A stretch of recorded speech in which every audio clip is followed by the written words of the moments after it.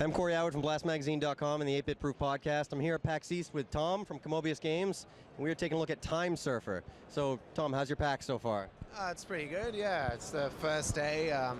Had a good night rest last night, thankfully. I came from Australia, so it's quite a travel experience, actually. But yeah, no, I'm settled in now.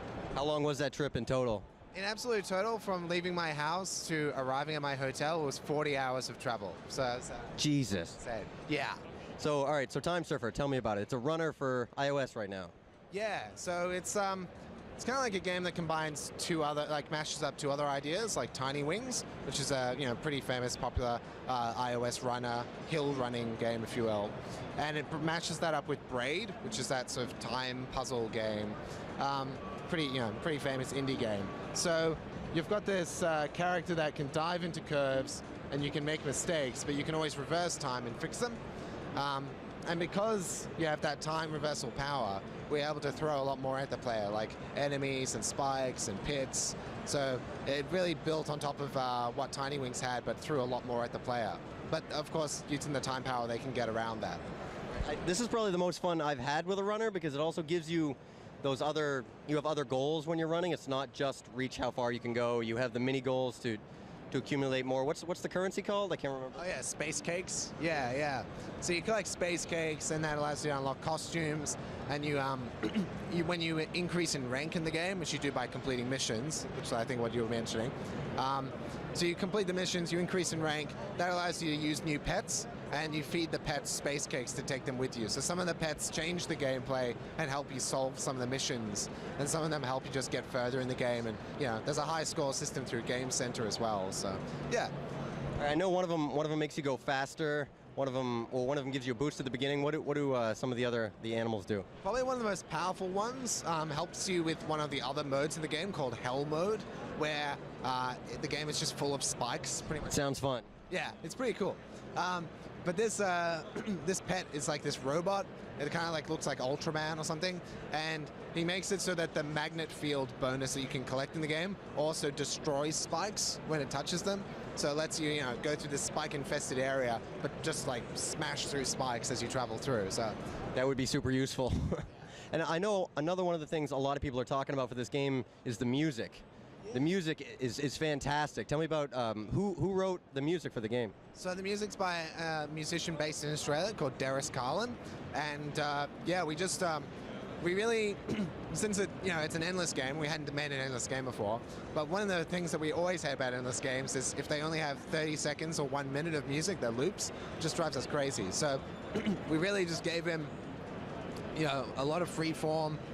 A lot of amount of time to fill, so we let him make a 10-minute track to fit with the game. So yeah, he worked on that, and it's got I think 3 different movements in it. It's like a full piece of music, transitions, and our artist also worked really closely with him and really put forward ideas that match the visuals and really blend it together. So the whole game's got a kind of 80s vibe to it as well, very retro, and the music has 80s music kind of synths and that kind of stuff in the back. That's exactly what I was going to ask next. Is another one of the things a lot of people are mentioning is all the pop culture references from my generation. The first thing I did was I bought the DeLorean. I saved up and bought the DeLorean immediately.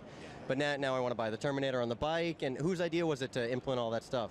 It was just this really natural progression because we were making this time game, right? A game about time reversal.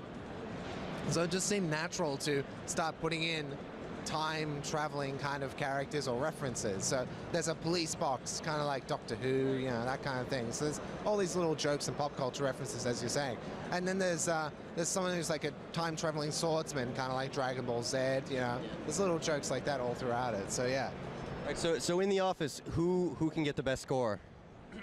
Probably our artist. Although I think the musician is actually currently at the top of the Game Center board. I think he broke all the records. We cleared our accounts before the game launched, but he didn't. So he's at the very top of the leaderboard now, and I think he's refusing to delete his score. It's a bit frustrating, but do you know what his score is right off the bat, or do you know his distance? 11,000 meters. Holy Christ! Yeah, because the the average is more like 6,000 or 7,000, I think. So, yeah, it's pretty intense. It's not just about using the time reversal to avoid danger.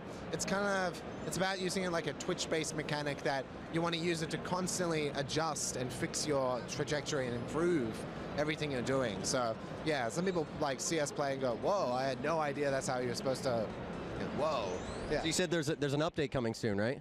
Yeah, we've got some new pets that we're adding, maybe some new costumes, and yeah, because we haven't actually done an update since the launch, but we plan to, really update the game and tweak and balance it, because there were some areas of the game that were probably a bit too hard, and we need to, fine-tune it. We've also got a new mode to the game probably coming. It's probably not in this next update, but hopefully within an update or two after that. We're going to add this new mode where you kind of go through, it actually will be like a taller area that you can travel through. And the pits in the game get wider and wider. So we call it a leap mode at the moment. And additionally, there are gravity wells, like black holes, with a spike in the center that you travel through. So that's just mean. Yeah, it's pretty evil. But they're actually like useful as well, because if you dive into them from below, you'll actually get like flicked up. So it's almost like a curve, but in midair. Slingshotting around the moon, so to speak. Exactly, yeah. So I know it's on the App Store right now. Are there any plans for any other platforms? Yeah, well, we're looking at Android as well soon. So, yeah, if you're an Android fan, you should follow us on Twitter. And, yeah, we'll tweet on there as soon as it's out. And on the App Store, it's only $1 right now, right? It's got in-app purchases as well. So if you're feeling generous, of course, you can buy some extra space cake.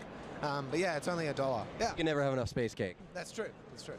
All right, well, thank you very much for your time. Yeah, thank you.